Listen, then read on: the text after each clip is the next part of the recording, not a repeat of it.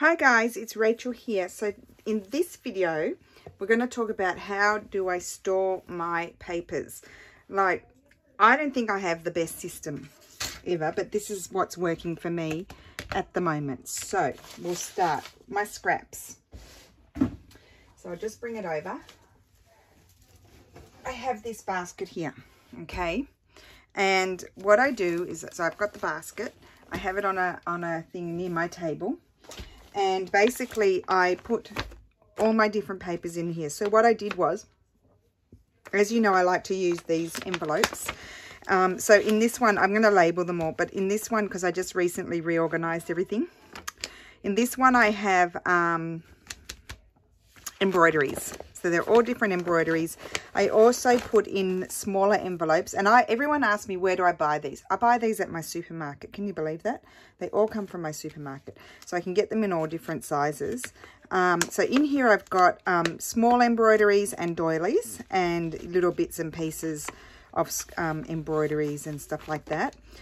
In this one I've got scanned embroidered trims and a little bit of laces from some of my kits as well, just to keep all of those in there nice and neat and tidy. I feel like the more little things you have, the easier it is. So that's those. So I've got embroideries. These are just miscellaneous sort of scraps that I probably need to go through those. They're just small scraps, so I just keep those there. This one, I can actually, these are book pages. I've actually cleared it, emptied out a few envelopes with my new system. So I can actually put all of these into an envelope now instead of having them in this silly IKEA bag. I even keep the book spines. I like the texture of those, so they can go in there. So I've got book pages.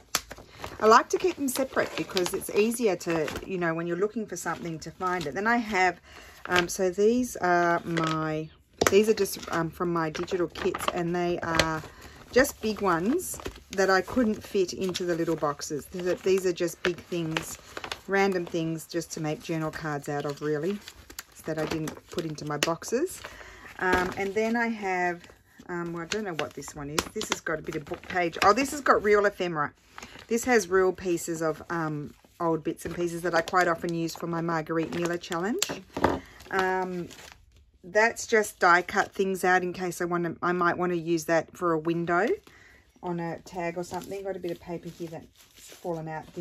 I probably shoved it. Yeah. Oh, I've got lots of strips down there. I can use those. So here I keep most of my plain bits, and these are the bigger bits, and then doilies as well. And it's quite often tea dyed. It can be brown paper from wrapping. Just, yeah, miscellaneous plain bits like book pages. That was something that I had. Oh, I could. That should really go in my other basket over here of things to complete. Yeah, I've got a nut in my teeth. Sorry. Yeah, so just all different types of plain papers. See, those can all go over there. That I then can use on the back of what you call them, journaling cards and tags and stuff like that. Oh, those shouldn't be in there. Sometimes I do shove, so you do get the wrong thing in there. So that's plain. And I've also got one with smaller plain bits. So these are little bits, little scrappy bits. Okay, I've got one big bit in there. That doesn't go in there. That goes in here. So that's those. So I just divide them into types. It's just what works better for me. If I have it in types, then I just pull out the type. I've got my Florentine papers here. Then I've got, these are the initial, I've got a few other random papers in there that I need to take out. But these are all those ones that that's the kits that Steffi made for me.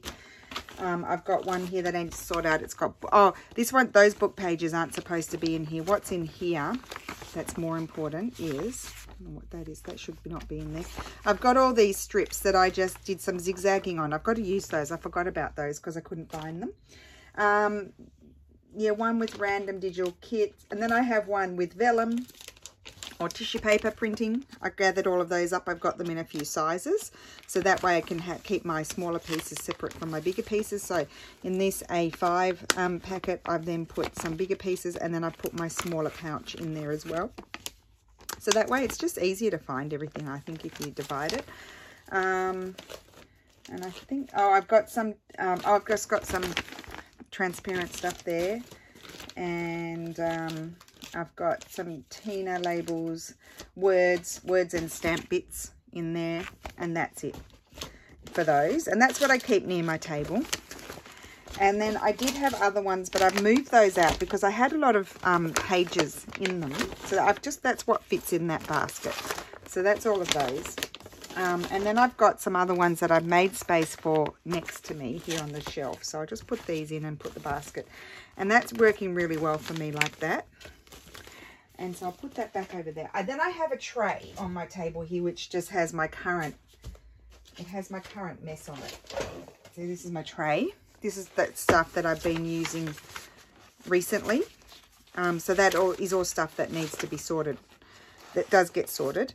And then, I've got one here with I have those ephemera kits. That's all my own scanned ephemera or altered ephemera from the Graphics Fairy that I've altered. And so I keep that in those in a little folder as well. And then the next thing I've recently purchased are these. Because where I have a lot of things printed out, I like to keep them in here. I also keep Tracy Fox's kits in one of these as well, because I usually use up most of her stuff when I do a design team project. So these are all my kits, all bits and pieces, just the pattern papers really, the journal paging. Oh, that shouldn't be in there. See, what I've done is I've gone through and separated them out. These ones, they were stuck together. So they're all my kits, what's left over of them. So I've got them all. And I even keep my scraps in there. I could move those scraps into my mixed little pieces thing, and I might do that. But so I've invested in these. I like these. And I've got these on the shelf next to me. They stack up very neatly. I've got my background papers here. So these are all my background papers, so I know where they are. And I've also got, actually those they can go in the other one. I had slipped those in there and forgot about them. They can go in the other folder. And these are all my digital sort of things that I've had. And there's one digital courier in there, but I put it in there because, no, Manu Design, sorry. I put it in there because it's good for backgrounds. And then I've got another one with my letters. And I like to have my letters sometimes printed up on an off-white or different nice paper. Those folded ones, they get put into journals, those ones. And then these are all, it depends what, like that one I could tear and put into journals. But I just keep them all there. They're book pages and letters from my digital kits. And I like those. And I had that other piece of paper that can go in there. That's where that should be. And I'm really enjoying these because see how they've got little dog's ears, do you call them, or bunny ears? That's because in the folders, when you've got a lot of papers printed, sometimes they get bent. So that's why I'm thinking I quite like this system more. And so I've got quite a few of those. I've got one for pattern papers. These are all my digital kits though. So they're my journal cards in there. I thought that's easier for me. And then tags. All the tags are in this one. That's why this one was in the wrong spot. So I've got all my tags here. And I've got so many printed out. So, yep, I've got plenty of tags here to play with and decorate. And some of them are already decorated. So, yeah, that's how I've just divided those. And then, as you saw, I've got the We Are Memory Keepers. Now, one lady did tell me that she hated it. It didn't work for her. But I actually think it's going to work for me because, although I'll tell you down the track because I just bought it, this We Are Memory Keepers here. It's actually working for me. I just need to label everything because I said in my previous video, I do like the fact that I can carry it around. I can just pull out what I want. I don't have to have it all on my table. It can just tuck under my desk here. And it's better than keeping it in the tray on the table because I do have the ephemera ones that Bella and Gray sent me, but I prefer these. I don't end up pulling those out all the time, and I prefer that system there. And then for my, I do have a lot of purchased digital kits that I bought from people, and I keep those. I'll just show you my Medieval Mirage one because that's easier to get. Just a sec. I'll be there in a second. Here I come. Oh, I've got some Tracy Fox there that I need to put away. So this is the deep IKEA one. It's my deep one. And so because I have a lot of Medieval Mirage kits, I can't keep them in those other containers. So I keep them all in the plastic ones. And with Medieval Mirage, I have all the little plastic ones inside because she has lots of small elements. And I put them in here and I put a label on there what they are. And I have the same system. I have another box like this, and I have Artie Mae's in there, and I have all of her kits in one envelope. I think I have one kit or two kits from Tina from Shabby Dabby Doodah, and My Porch Prince. And I haven't been using them because we've been, you know, I've been really enjoying the ones that, especially that, you know, my dear sweet husband has been creating for me. So I've been using more of my own, and then, you know, doing my design team projects. So I haven't really had the opportunity to use the others. So I must get those out one day and at least just use them, because they're just sitting there. They're not collecting dust because they're closed in a folder. So what I'll do is get these papers. They will go into the plain paper one. Just find it, and it's this one here. And so they go in there. So when I'm thinking, oh, I need to put a backing on some tags, I know this is the folder that I come to. I quite often don't close them. I just tuck that inside and just leave them open like that. Depends. So I think that's about it, really. And then I have a basket on the other table. It has all envelopes in it. It's a bit of a mess at the moment. I put all my envelopes, bags and things like that in there. And then I had a basket which sort of lost its purpose, this one too. Let's have a look at that. I have this basket here. Oh, that's from Wendy. That's so good. That's Wendy sent me those, so those should be in my other basket. I've got and she sent me these wonderful glassine envelopes and things, and I just put them there. But I usually keep things in here. In the past I had things that I had prepared, but now I've got all of these in here. So I guess this is an envelope basket as well. I've got that basket there, but I don't have much prepared. But when I get lots of book pages, I like to, you know, maybe I'll stitch them all up into their different shapes and sizes. I've done that type of video before. I think Lulu was making this. I made that bit of it, and then, oh, I made that.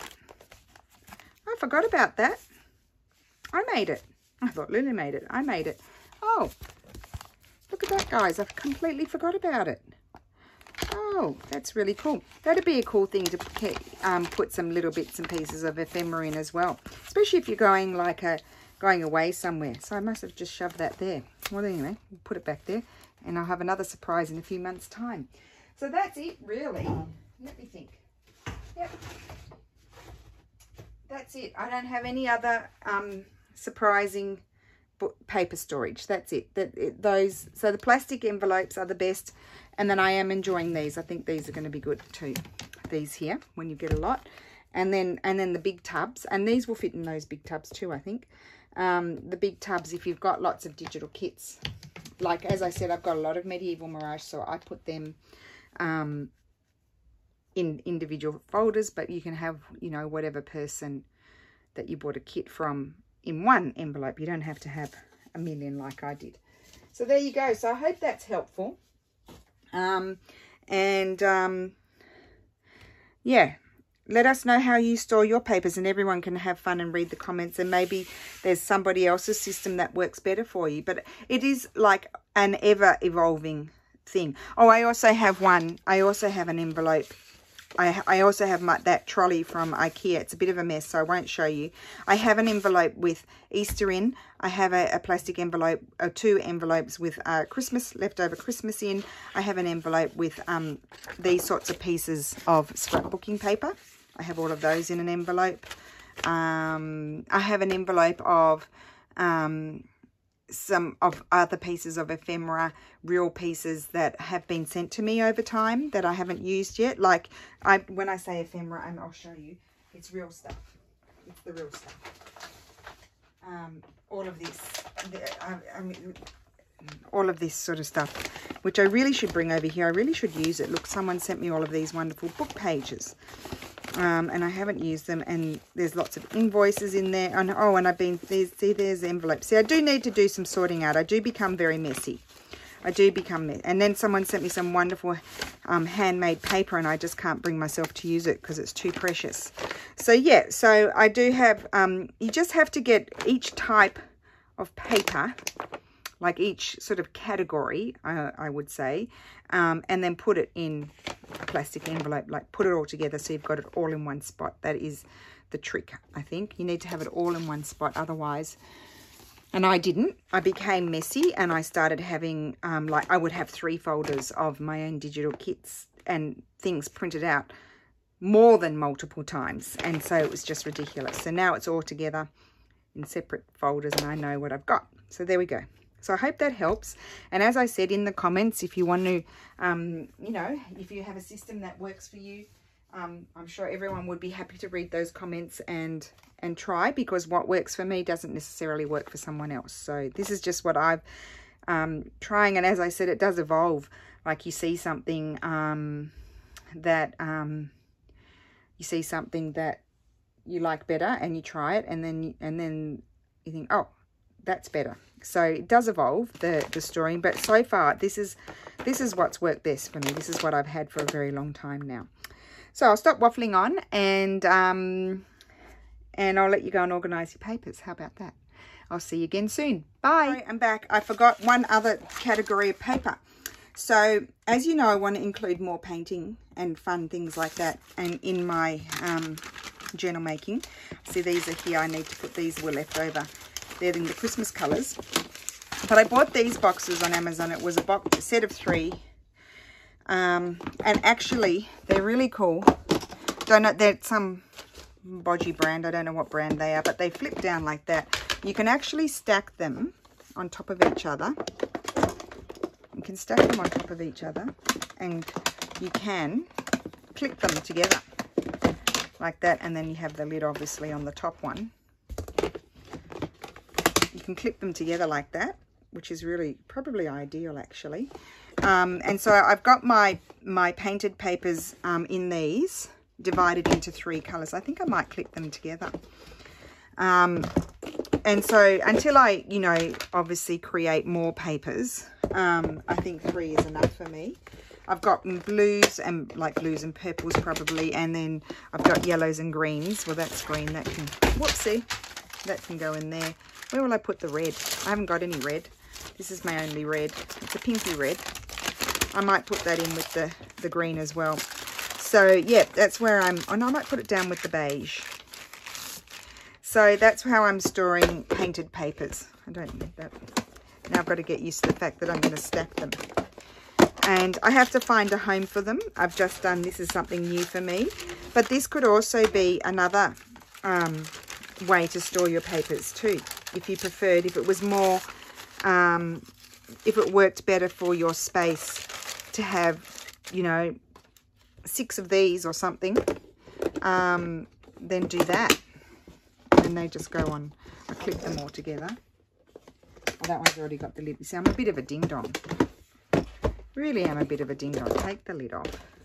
It's because my blues are my favourites. That's why.